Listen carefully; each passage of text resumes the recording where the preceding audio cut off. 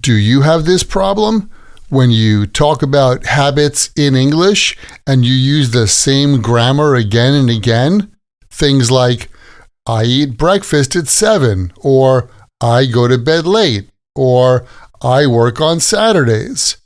Those sentences are correct, so no problem there.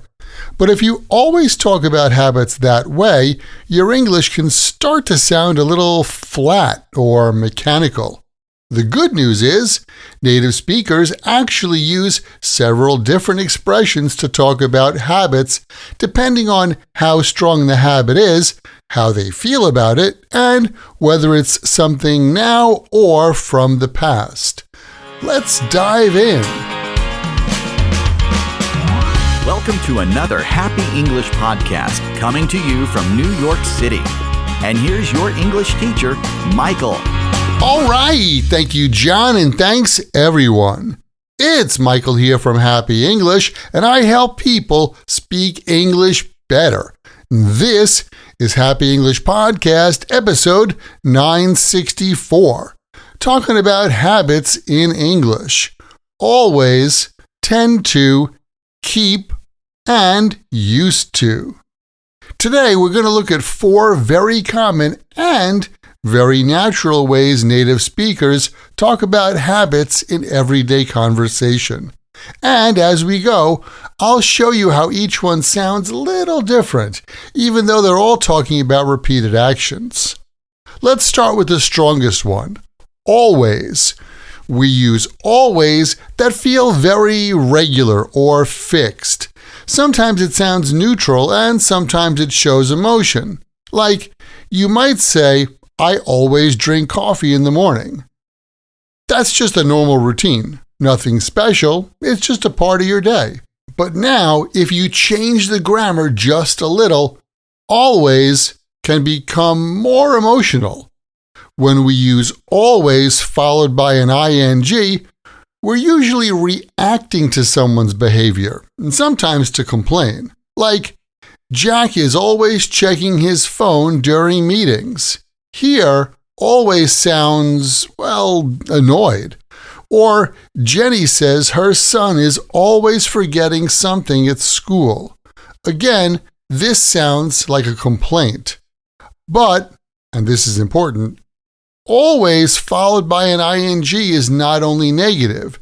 You can use this pattern for positive habits, especially when you're praising someone or expressing appreciation. For example, my buddy Ed is always making me laugh. That's clearly positive. So the grammar pattern is the same, but the feeling changes. Always followed by an ing highlights a repeated action that stands out. And the context and the tone tells us whether you're complaining or praising. And speaking of complaining, when you need to vent, you can use keep followed by an ing. In this context, keep means continue. And when something keeps happening or someone keeps doing something, it could be annoying or persistent. Like, at work, my coworker keeps interrupting me when I talk. And it's not always other people. Maybe you have a bad habit that happens all the time. Like me. I keep forgetting to turn off the gas when I go out. Not good, right? That sounds like an ongoing problem. Well, I just need to get used to it. By the way, using keep followed by an ing isn't always negative. Like my student Yana. She keeps studying and practicing English every day because she wants to improve. Here, keep followed by an ing shows effort and persistence. So this pattern focuses on repetition and often carries emotion with it. Next, let's talk about tend to. Tend to is softer than always. It means usually, but not every time. Native speakers love this phrase because it sounds relaxed and thoughtful.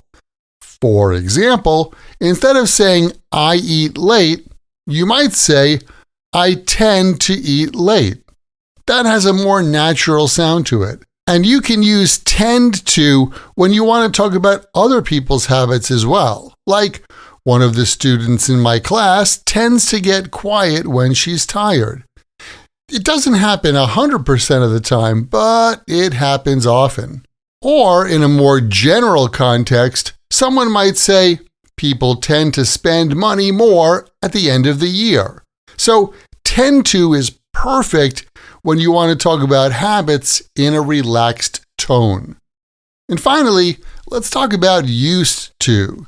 Used to is for habits from the past that are, no longer true. This one is very important for storytelling and conversation.